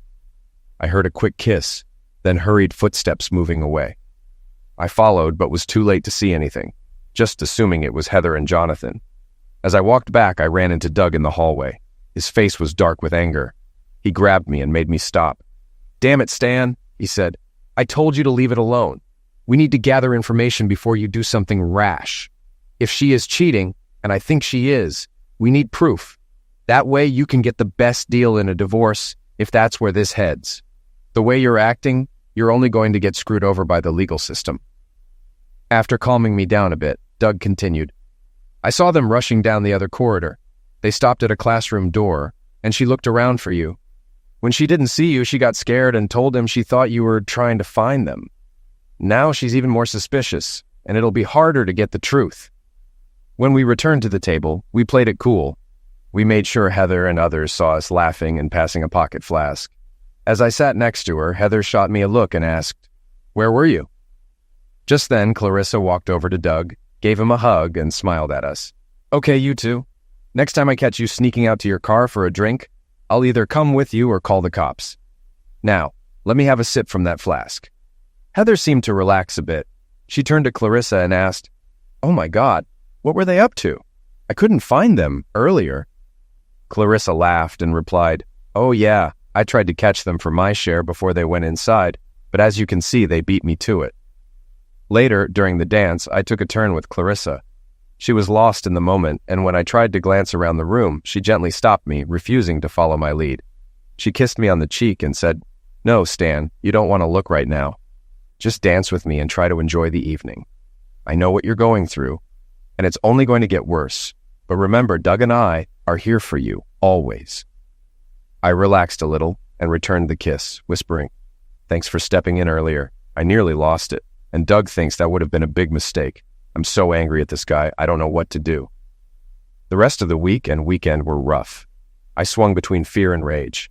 Deep down, I knew Heather had emotionally left me, and it was only a matter of time before she physically left too. We hadn't been happy for weeks. I started to distance myself from her mentally, even though I wasn't certain if she had cheated. But if she hadn't, there was still something seriously wrong, because we weren't the loving couple we used to be. Finally, the day of my meeting with Doug and his friend arrived. I had a strong feeling his friend would be a private investigator. I was nervous, my stomach in knots and dealing with heartburn. Beneath the surface, I could feel my anger simmering, and I knew Doug and his friend could see it. I was both dreading what I might learn and eager to know the truth. As I approached the table, Doug stood up, shook my hand, and pulled me into a hug. After the greeting, he introduced me to his friend, Simon Hobbs, who turned out to be an investigator. We took a minute to look over the menu and place our order with the waitress. Doug then said, Let's get this unpleasant business out of the way. He looked at Simon, then back at me. Simon opened his briefcase, pulled out a large envelope, and handed it to me. We've been following your wife and Mr. Douglas. Per Mr. Beaver's request, the surveillance lasted for 20 days, ending last Saturday night. He continued, During that time, we observed that they had lunch together daily, except for Sundays when she stayed home. They dined at various upscale hotels, and after each meal, they would retire to a room rented by Mr. Douglas's campaign. On 8 separate occasions, we were able to enter the room by posing as room service. Each time neither was dressed and the bed was in use. Photos and reports are included. We also recorded audio by placing a microphone under the door. They had sex during every hotel visit. Simon paused, then added, Additionally, we recorded multiple inappropriate encounters at the campaign office and after hours. We have photographs of them engaging in sexual acts 3 times at the headquarters and once at a party with some of Mr. Douglas's supporters. He hesitated before saying, Perhaps the worst thing we captured involved a meeting between Mr. Douglas, your wife, and Stephen Negrano, the president of the Municipal Employees Union at the Gentlemen's Club. Negrano seemed quite taken with your wife, and we have photos of her sitting on his lap while his hand was under her dress. Simon then placed a laptop on the table and played a segment of the DVD. You'll get a copy of this in the report, but I wanted to go over this specific incident first. My operative was excited to share this information, and I believe your lawyer will be too. Doug and I leaned in to watch. In the video, Heather was sitting between Jonathan and Stephen. The 2 men leaned over her, talking, while Jonathan's hands roamed. He touched Heather's bosoms and slid his hand under her skirt. At one point, Heather whispered for him to stop, but he responded, Heather, I can feel how excited you are.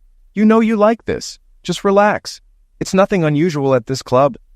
Jonathan then kissed her softly. She moaned, pressing herself against him as his hand continued to move under her very short skirt. From the camera angle, it was clear she wasn't wearing underwear. After Jonathan leaned back, Stephen pulled her onto his lap. She tried to resist, but he kept pulling her in, sliding his hand under her dress and unbuttoning her top to kiss her bosoms. Heather hissed, Stop it, Stephen. Stephen then looked at Jonathan and said, Jonathan, you know what needs to be done if you want the union's support. I want to spend the weekend with her. If you arrange that, I'll make sure the union backs your campaign. Heather, clearly distressed, tried to get up, insisting, No, this is not happening. Let me go. Ignoring her, Stephen raised his eyebrows at Jonathan while continuing to touch her. Jonathan swallowed hard and leaned toward Heather. He said, Honey, we really need this. Just go with him and help me out. It'll secure our future. And it's not like you haven't done this before. Just tell your idiot husband you have a meeting this weekend. In the video, Heather looked shocked and tried to resist. But then she seemed to relax. She moaned and turned toward Jonathan, kissing him. At this point, the club manager approached their table, looking nervous. He glanced at Heather, then at the men, and stammered, Mr. Negrano, I've overlooked a lot for you, but you're becoming too obvious. Lieutenant Jones said the chief sent detectives to the club to reduce incidents like this. If they see what's happening, they'll shut me down. Could you take this to a back room or a hotel, please? This is my livelihood.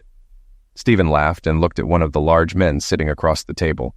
He said, Hey, Ralph, why don't you give Joe a couple thousand for his trouble? The little lady and I are heading to the DoubleTree for the weekend. Make the arrangements, okay? Just frame it as a meeting of union leaders like we usually do. I felt my anger boiling over and started to stand up. I growled, That lying woman. She wasn't at the DoubleTree last weekend. She called me on Friday evening claiming she had been assigned to a disaster relief project for work and was flying to San Francisco. Doug and Simon quickly grabbed me and sat me back down. Simon calmly said, Please wait, sir. I'd like to fast forward and show you one more clip.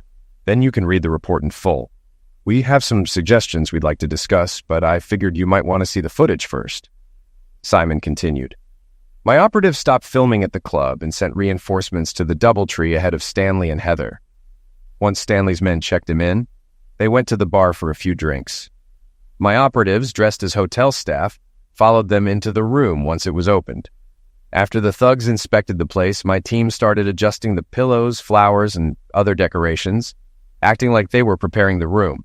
Simon smiled slightly and added, One of the senior managers even sent an assistant downstairs for fresh flowers and more champagne, giving my operatives extra time to place hidden cameras and microphones in the main room and both bedrooms. He continued, By the time your wife and Stanley returned to the room, they were both drunk. The cameras captured everything. I'll play some of the key footage. Simon started playing the DVD on his small computer. The video showed Heather and Stanley entering the hotel room and shutting the door. Stanley immediately leaned in to kiss her. Then with a growl, he tore her blouse open, buttons flying everywhere. He yanked it off her shoulders as Heather unzipped and let her skirt fall to the floor. Since she wasn't wearing any underwear, she was left completely undressed. She stepped out of her shoes, took Stanley's hand, giggling as she led him into the master bedroom with the king-sized bed. The footage showed Heather undressing Stanley and pushing him back onto the bed. After several minutes, another man appeared in the frame. Stanley looked up at him and smiled.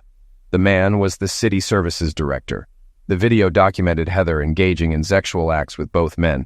Simon paused the video and looked at me. Your wife stayed in that room until checkout on Monday morning. During that time, she had sex with all the senior managers of the Municipal Employees Union and Stanley. Late Saturday night, Jonathan Douglas himself visited the room. He, Stanley, and the city services director spent most of the night with her. We have more photos and videos of these events, including footage of them discussing plans to misuse city funds to support Jonathan's mayoral campaign. Simon continued. We also have evidence of Senator Nussbaum and 2 judges involved in sexual acts with your wife and Jonathan. Jonathan traded her sexual favors for their support. Everything is documented. He paused before saying, At the campaign dinner where you tried to catch them, Jonathan and your wife were planning to have sex on stage. He had already pulled her dress down below her bosoms and removed her underwear.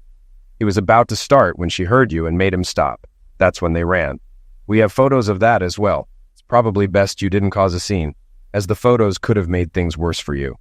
Simon handed me a copy of the full report. We can provide this to your lawyer if you wish. Our investigation fees include any local court testimony, should it be necessary. I'd also recommend we continue monitoring for potential criminal charges. If we give the FBI and local authorities evidence of the misuse of campaign funds and conspiracy, they're more likely to take the case seriously. Plus, if you proceed with divorce and your wife ends up facing legal trouble, you'll have a much better chance at a favorable settlement. Even though I knew this was coming, I was still upset and shocked. I couldn't believe the level of depravity and disrespect my wife had shown while under surveillance. The report revealed that she believed she was in love with Jonathan. They were actively discussing how and when she would leave me. She was even ranting about the job she'd been promised in Jonathan's administration if he were elected mayor. What shocked me the most was her willingness to spend a weekend at the DoubleTree, doing sexual acts for Jonathan and his friends, acts she had always refused to do with me. On several occasions, she even initiated sex later in the weekend during their private sessions. I always knew Heather was ambitious and admired powerful people, but I never imagined the lengths she'd go to for success. I felt physically ill. I barely ate, and I noticed Doug wasn't eating much either. After the investigator left, Doug and I sat quietly for a while, drinking in silence. Eventually, Doug said, "Stanley, I'm so sorry I ruined your marriage. I take full responsibility for what's happened and intend to make it right. I know I can't undo what's been done, but I'll help you however I can. I'll find you a great divorce lawyer and support you until you're back on your feet."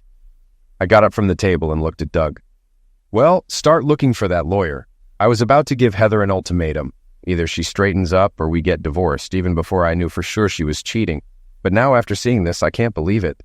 I wonder when she changed, or if I just never really knew her at all. As for the rest, you know as well as I do that Heather's betrayal isn't your fault. You don't owe me anything." On Thursday, Doug called me. "Hey, Stan, I found you a real shark of a lawyer. She hates cheaters and always fights for the innocent in divorce cases. She despises public figures and businessmen who use their power to manipulate women. If we play this right, you won't just get rid of Heather and keep most of your assets, but we can also take Jonathan down." Doug gave me the name and contact information of the lawyer he recommended. I called her later that day to set up a consultation. When I told her assistant who I was, she said they'd been expecting my call and scheduled me for a 9 a.m. meeting the next morning. I agreed and received a list of documents and information to bring with me. When I arrived the next morning, I was immediately shown to her office. I was impressed with my new lawyer, and we quickly got into a conversation about my goals for the divorce. I told her, "I want to dissolve this marriage and keep all our property, though I know that's unlikely. I also want to go after this wife-stealing prick for everything we can. I want to ruin his chances in the mayoral race and leave him broke." Sally, my lawyer, leaned back in her chair, rocking slightly as she thought. Then she smiled and asked, "Are you sure you want to go all out? Or do you want to financially destroy him, ruin his reputation, and potentially send him to prison? With the right moves, we can likely get him jailed. I've already reviewed parts of the investigator's report, and it's incredibly damaging.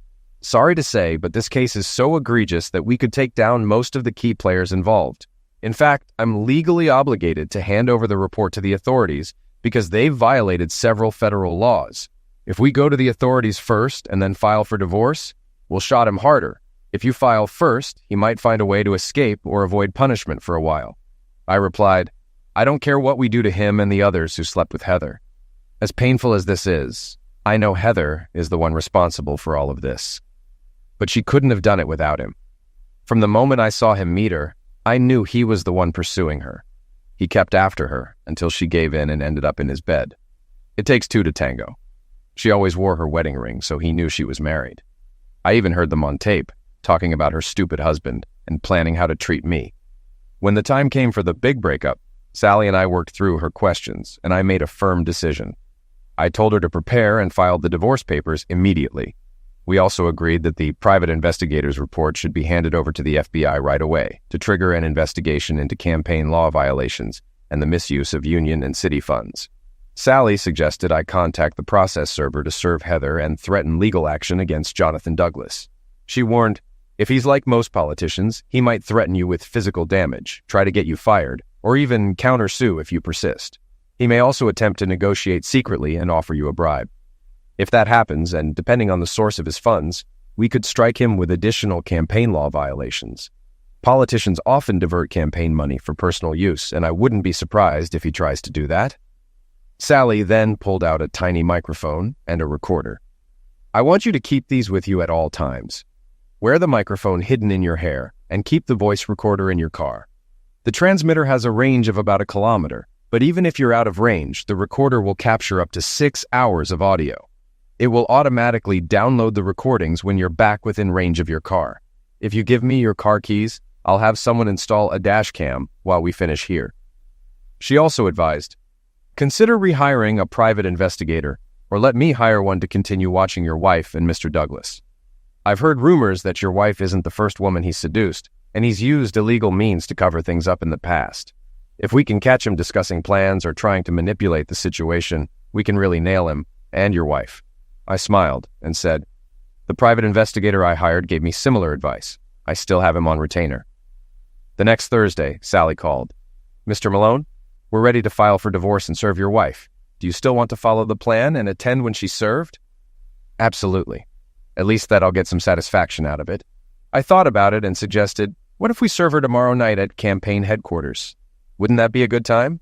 Sally was silent for a moment and then said, no, Stan, that wouldn't be a good idea. If you serve her there and make a scene, everyone at the office will know immediately, and word will spread fast. If that happens, Jonathan might lose the election, but he won't feel pressured to bribe or negotiate with you. It's better to serve her when she's either alone or with him. Ideally, when they're alone. Okay, I get your point. How about we follow them tomorrow night?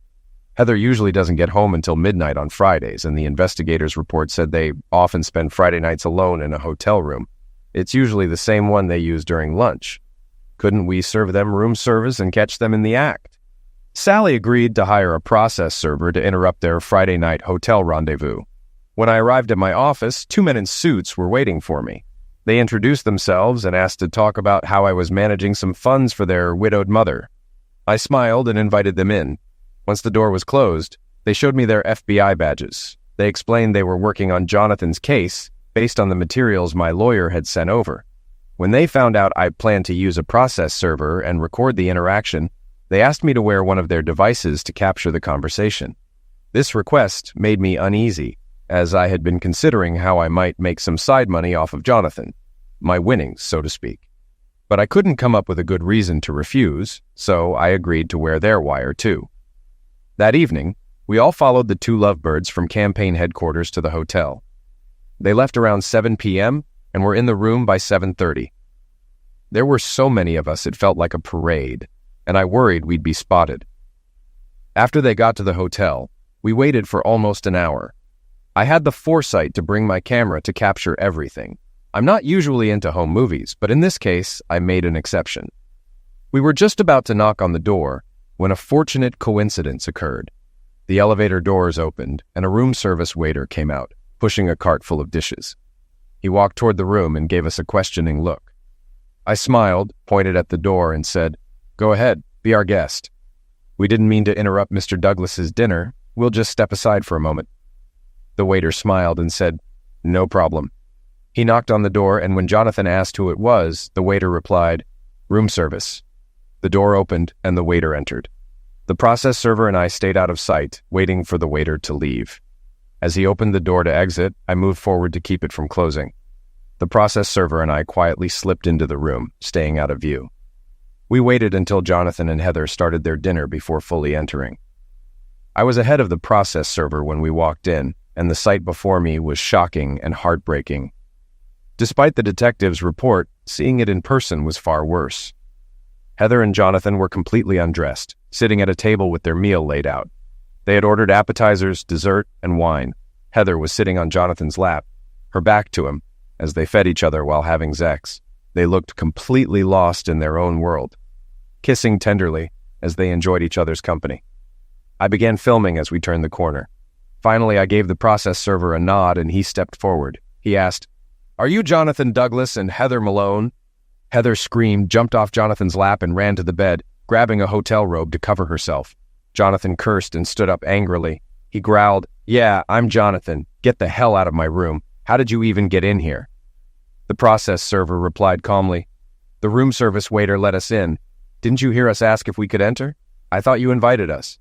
He then walked further into the room and handed Heather the divorce papers, saying, "You've been served." I stepped forward, and Heather finally noticed me. "Stan, damn you, what are you doing here? And what's all this talk about divorce? If you don't stop this nonsense, I'll ruin you. You'll have nothing, and I'll take everything." I looked at her calmly and said, "No, Heather, you won't. In fact, if you know what's good for you, you'll sign the papers and accept my terms. When I'm done with you, I'll deal with your lover. I'm filing a lawsuit against him for mental cruelty and alienation of affection. Luckily, we live in a state where those lawsuits are still allowed. This could also hurt his election chances. To be blunt, you've been played, and now it's your turn to face the consequences. Heather didn't bother going home that night. I didn't see or hear from her until the following Wednesday when she called me at work.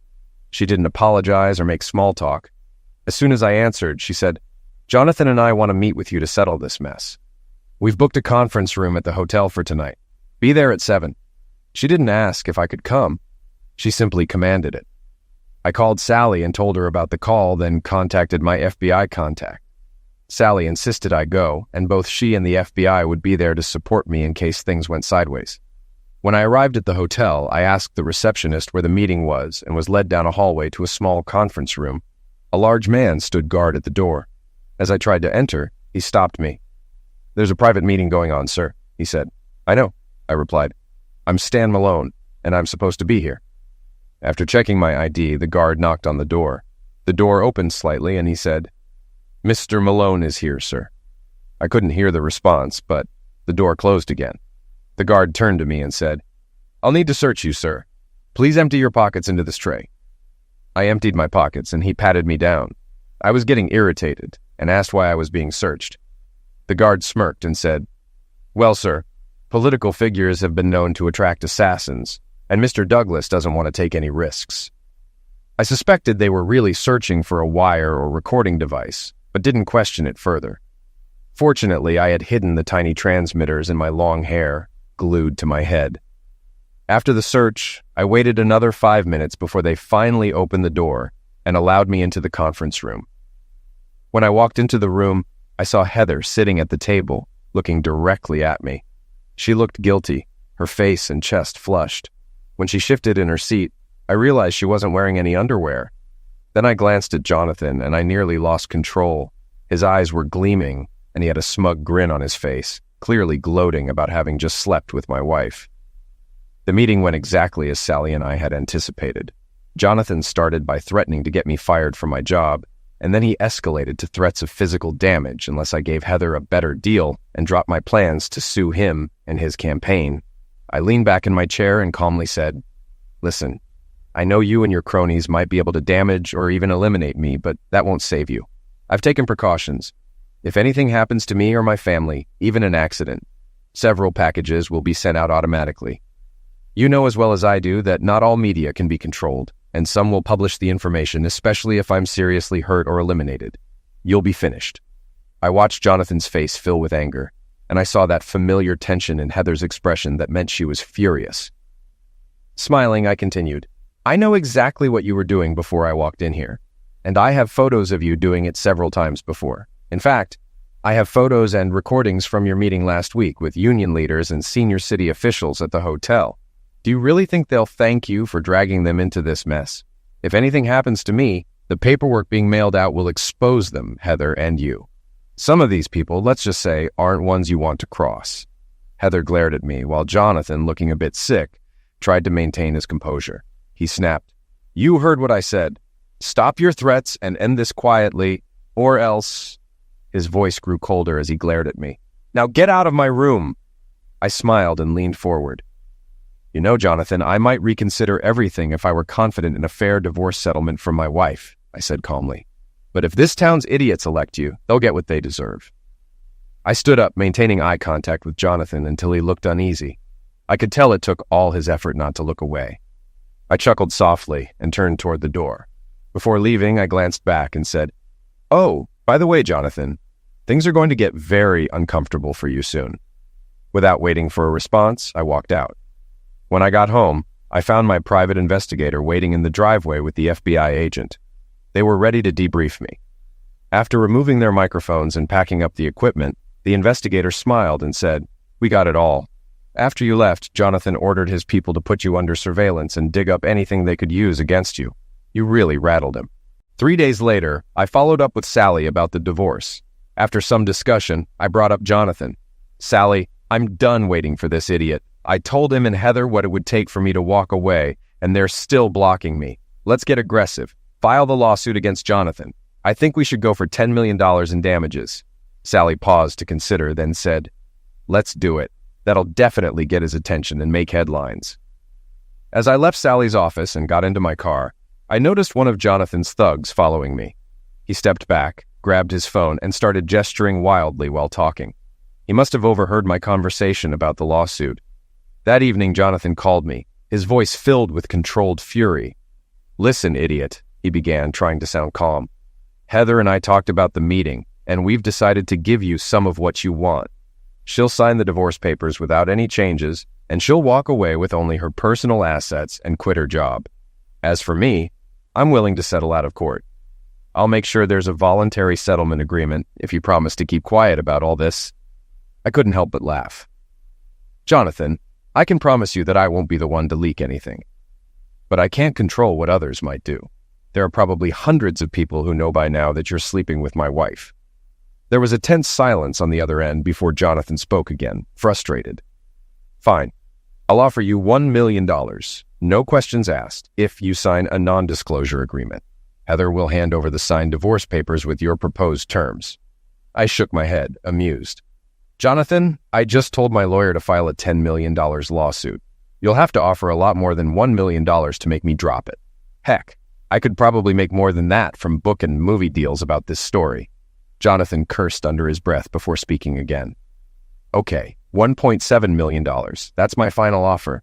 I'll find a way to cover it in the campaign books, but that's the best I can do." "All right, Jonathan, but you better act fast. I won't stop my lawyer until I see the money in my bank account. Here's a Cayman Islands account number." What I didn't tell him was that the account was set up in his name using his address. I hoped federal investigators would find it and trace the money from his campaign. Once the funds arrived, I planned to transfer them immediately to make sure they couldn't be taken back. Later that evening, my doorbell rang. The same guy who guarded the door during my meeting with Jonathan and Heather stood there, holding a clipboard with a one-page legal document. "Mr. Douglas asked me to bring this for your signature," he said. I glanced at it and smirked. "Looks fine, but I need my lawyer to review it first." The man frowned. I shouldn't leave without it. I sighed and shut the door. In my office, I called Sally, explained the situation, and she agreed to come over. After an hour, she smiled after reviewing the papers and told me to sign. 3 days later, I found $1.7 million in the Cayman Islands account.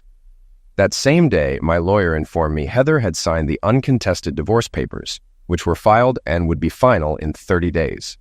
I quickly transferred the money internationally, moving it between banks under a fictitious name in case Jonathan tried to get it.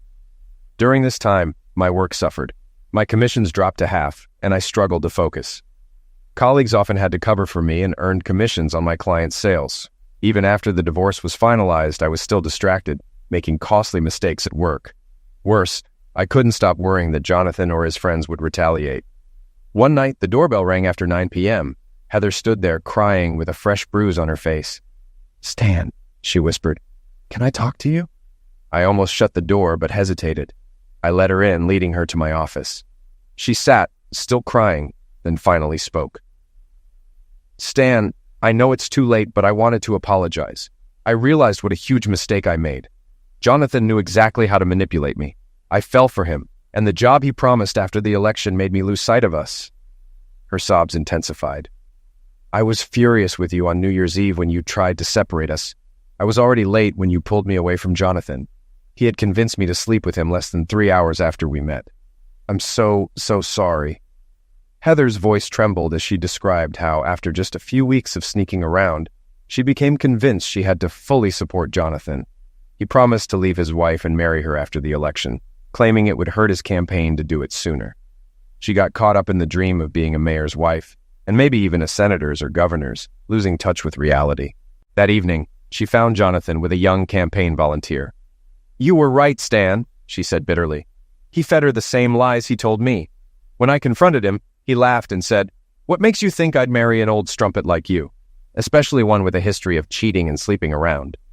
She angrily wiped her tears and added, 'He said if I behaved, I could stay as his social secretary and entertain his important friends like before.'